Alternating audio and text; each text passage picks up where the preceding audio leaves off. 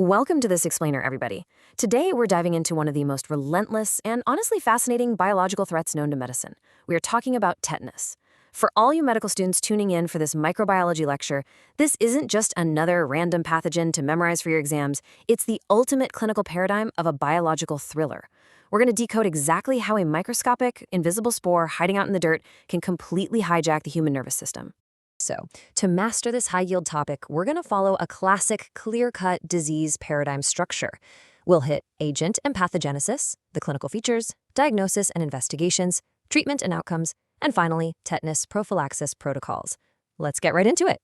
Okay, let's dive into this. Section 1, Agent and Pathogenesis. Let's meet our culprit. First up, tetanus is what we call a dead-end infection, meaning it's not passed from person to person. But here's the absolute kicker. If it remains untreated, it carries a literally 100% mortality rate. 100%, no exceptions. Without treatment, this disease is universally fatal. So who's the agent doing all this damage? It's Clostridium tetani. This is a strict anaerobic gram-positive rod. And crucially, it's spore-forming. You'll find these spores literally everywhere in everyday soil. But the really terrifying part clinically, the incubation period is wildly variable. We're talking anywhere from a single day to like 9 whole months. A tiny, completely forgotten scrape from gardening half a year ago can just suddenly erupt into full-blown tetanus today. Crazy, right? Let's trace this biological villain's journey step by step. Step 1. A skin wound gets contaminated with soil carrying those super resilient spores. Step 2. Since that wound is a low-oxygen anaerobic environment, the spores wake up. They germinate into their active, vegetative adult form. Step 3 is where things go seriously off the rails. The bacteria release an incredibly potent exotoxin called Tetanospasmin. And then Step 4, this is the wild part. Tetanospasmin doesn't just hang out in the blood. It enters the nerve terminals right at the neuromuscular junction and starts moving backwards. It travels retrograde all the way up the peripheral nervous system, directly into the central nervous system, specifically targeting the brain and spinal cord. Once it hits the central nervous system, the pathophysiology is just a masterpiece of chaos. Normally, your nervous system runs on a delicate balance, right? You've got excitatory transmitters like adrenaline and acetylcholine, and inhibitory ones like glycine and GABA. Well, tetanospasmin aggressively blocks the release of those inhibitory transmitters, GABA and glycine. The result? Unopposed excitation. Your muscles are getting slammed with relentless signals to contract, and absolutely nothing is telling them to relax. Which leads us to Section 2, the clinical features. Let's look at how this neurotransmitter chaos actually manifests in a patient. It starts off pretty deceptively. The patient might just complain of some general prodromal malaise and a headache. But then that unopposed excitation hits the facial muscles. Now listen closely because these are absolute classic board prep buzzwords you'll want to highlight in your notes or make sure you're catching in the captions. First, we get trismus, also known as lockjaw. The masseter muscle completely spasms and the patient literally cannot open their mouth.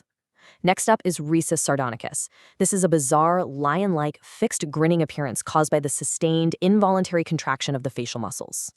As that toxin spreads throughout the body, the posturing gets incredibly severe. The hallmark here is opisthottonus. This is an extreme, backward-arching posture. The back arches so violently that if you've got the patient lying flat, literally only the back of their head, their occiput, and their heels are actually touching the bed. It's really hard to watch. Plus, because their entire nervous system is dialed up to 11, even the tiniest environmental triggers, a sudden flash of light, a door slamming, can precipitate violently painful tonic-clonic fits.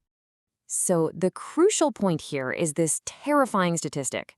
90%. 90% of these cases progress to status epilepticus, meaning continuous fits lasting over 30 minutes.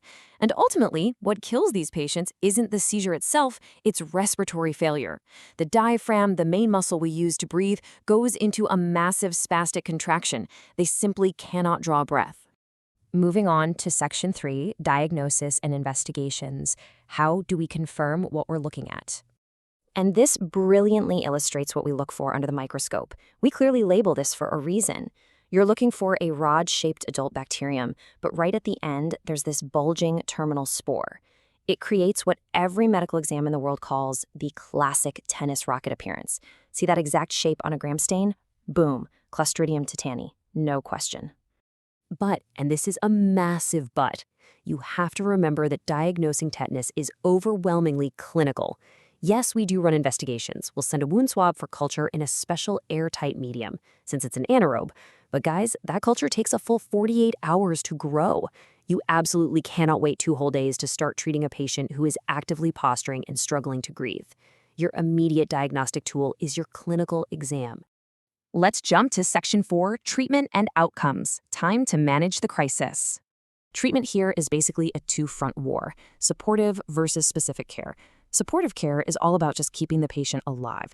We're talking mechanical ventilation, using inotropes like dopamine for autonomic dysfunction, strictly keeping them in a dark, quiet room to avoid triggering those fits, and loading them up with heavy anti-epileptics and muscle relaxants like pancuronium.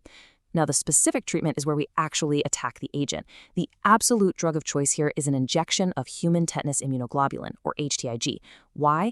Because it's literally the only thing that can neutralize the free-floating tetanospasmin toxin before it binds to the nerves. We do also use antibiotics, specifically IV metronidazole for fresh wounds to kill the vegetative bacteria. But remember, antibiotics are not the primary drug of choice for the systemic disease. They do absolutely nothing to the toxin that's already been released into the nervous system. And here is the harsh reality. Despite all these massive, modern ICU interventions, the outcomes are still pretty grim. Even with the best treatment, we're looking at a 40% mortality rate.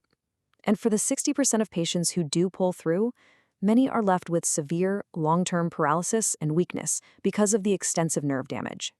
Which brings us to our final section, Section 5, Tetanus Prophylaxis Protocols. Because honestly, rigid prevention algorithms are our best weapon. One of the most heartbreaking things you'll ever see is neonatal tetanus. It carries a horrifying 80% mortality rate even with treatment. So how do we prevent it? By aggressively focusing on maternal vaccination. During a mother's first pregnancy, we give 2 injections of tetanus toxoid, spaced 4 weeks apart, right in the 3rd trimester. This perfectly times the maternal antibodies to cross the placenta and protect that newborn during their most vulnerable first few weeks of life.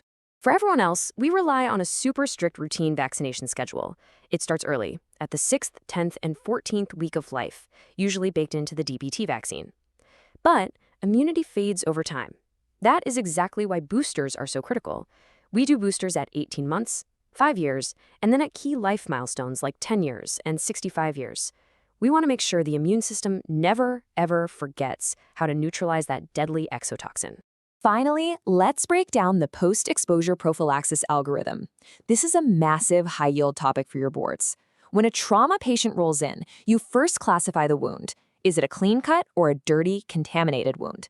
For a clean cut, if they're non-immunized or if it's been over 10 years since their last dose, you give them active immunization, the tetanus toxoid injection.